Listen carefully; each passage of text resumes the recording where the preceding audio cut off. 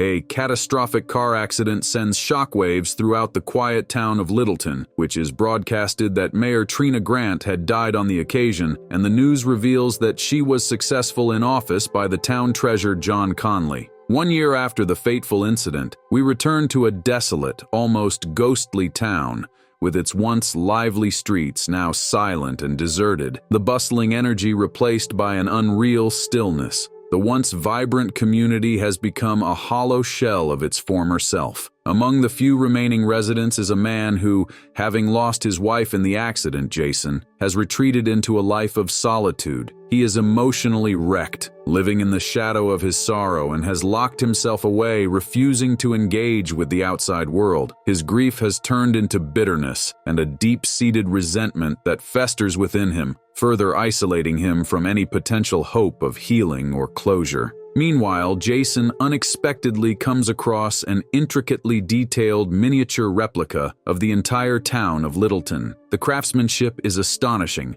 with every house, street, and landmark rendered in such precise detail that it feels almost lifelike. Every tree, every streetlight, and even the smallest cracks in the sidewalks seem to have been captured with unreal accuracy. Intrigued by this discovery, Jason can't resist testing it out. Acting on a whim, he lightly sprays water over the tiny model, watching droplets scatter across its surface. What happens next shocks him to his core. As Jason sprays the water on the model, it begins to rain outside at that very instant, the timing so precise it feels impossible. The rain perfectly harmonizes with his actions, as if the sky is reacting to the motion he just made on the miniature town. The implications of this discovery swirl in his mind, leaving him to wonder just how deep this connection goes. After an afternoon spent at the local diner, Jason listens to the grumblings and frustrations of the few remaining residents of Littleton.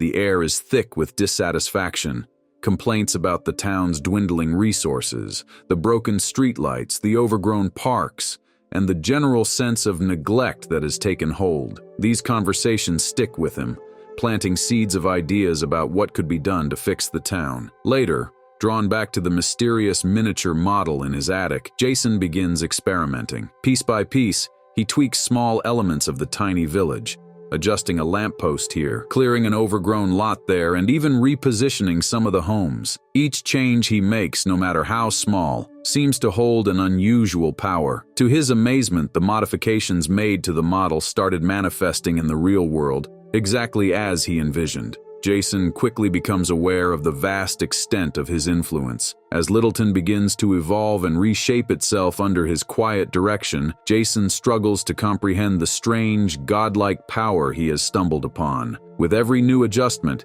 he's left wondering how far this mysterious control could go and what consequences might follow if he continues down this path. The weight of such a responsibility looms over him, forcing him to question not only the nature of his actions, but also where this strange journey will ultimately lead. Even though Jason is the true force behind the town's miraculous improvements, the residents, unaware of his role, mistakenly attribute all the positive changes to the mayor. Meanwhile, Jason remains quietly hidden away in his attic, continuing to work on the miniature model that holds such mysterious influence over the real world. As the praise for the mayor grows louder, Jason feels no urge to reveal the truth. Instead, he becomes more invested in making additional, even more impactful changes to the model. One of Jason's boldest and most daring modifications comes when he decides to place a large, eye-catching sign at the entrance of the miniature town. To his astonishment, almost overnight,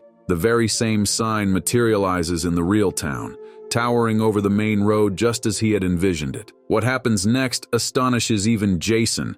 A wave of newcomers, drawn by the promise of a revitalized town, begins arriving in droves. People from nearby cities flock to Littleton, eager to settle in this seemingly thriving community. With the influx of new residents, the town begins to flourish once again. Yet as the town continues to evolve thanks to his unseen hand, Jason watches from the shadows, knowing that with each change he introduces, the town's fate is increasingly tied to his mysterious power. Afterward, Jason, with a growing resentment toward the mayor, whose smug demeanor only seems to intensify with each passing day, Jason's quiet manipulation of the town begins to take a darker turn. Feeling overshadowed and increasingly bitter about the unwarranted praise heaped on the mayor, Jason decides to send a message. Using the miniature town as his tool, he places a small rock atop the model version of the mayor's car, expecting the action to manifest in reality and cause a stir. Sure enough, the rock appears in the real world, denting the mayor's car.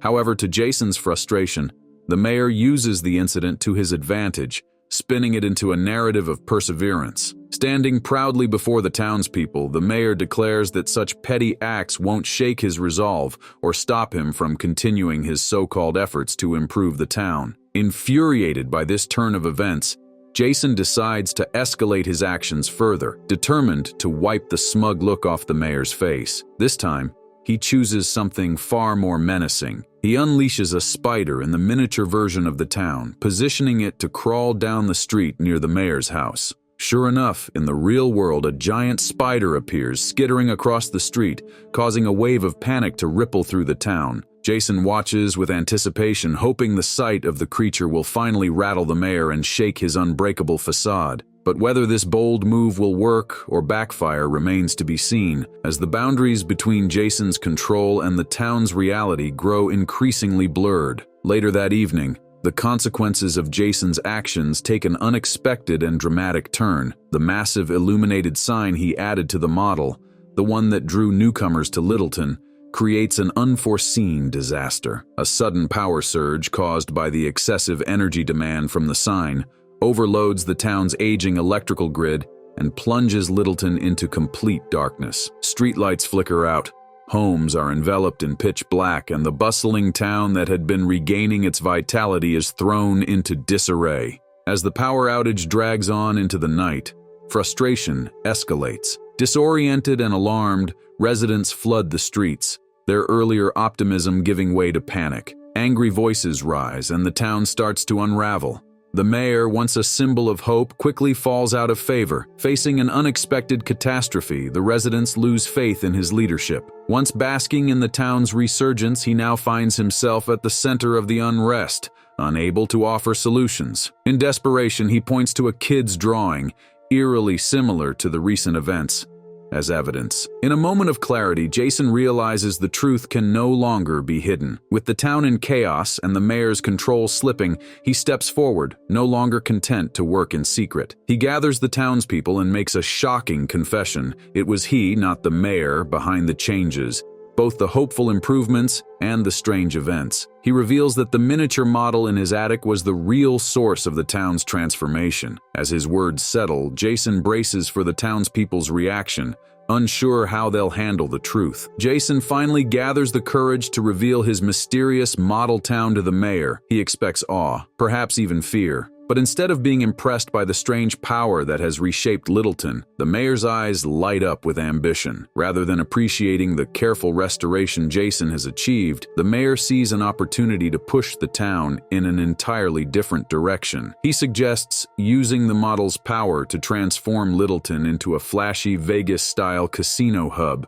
filled with bright lights, towering hotels, and endless gambling. For the mayor, it's a chance to capitalize on the town's recent surge of attention and turn it into a money-making spectacle. Jason, horrified by the idea, immediately pushes back. To him, the town is a living, breathing place, a home that deserves careful nurturing, not exploitation. The thought of turning Littleton into a garish, commercialized version of itself sickens him, and tensions between the two men quickly escalate. The mayor, unrelenting, insists that this is the future, a future of wealth and endless opportunity. But Jason, who has seen firsthand the delicate balance that keeps the town functioning, refuses to let the mayor destroy what he's built. As the argument intensifies, both men reach for the model, each determined to assert control over Littleton's destiny. In the heat of the struggle, the fragile miniature town, the key to everything, is accidentally knocked over. It crashes to the ground,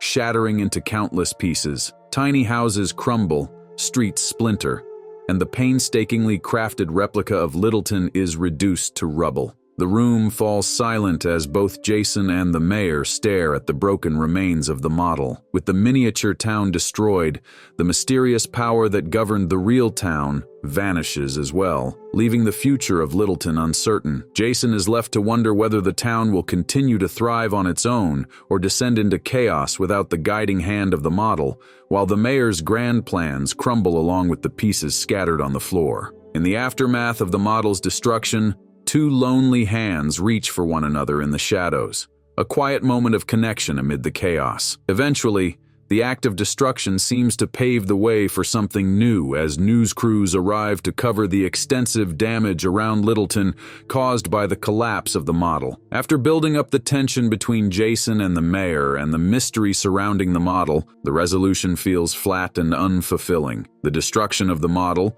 which should serve as a climactic moment, leaves too many questions unanswered. In the end, the conflict between Jason and the mayor, while interesting, never fully explores the deeper implications of control, power, or morality. This leaves the movie feeling more like a missed opportunity. Despite its intriguing start, doesn't leave much of a lasting impression.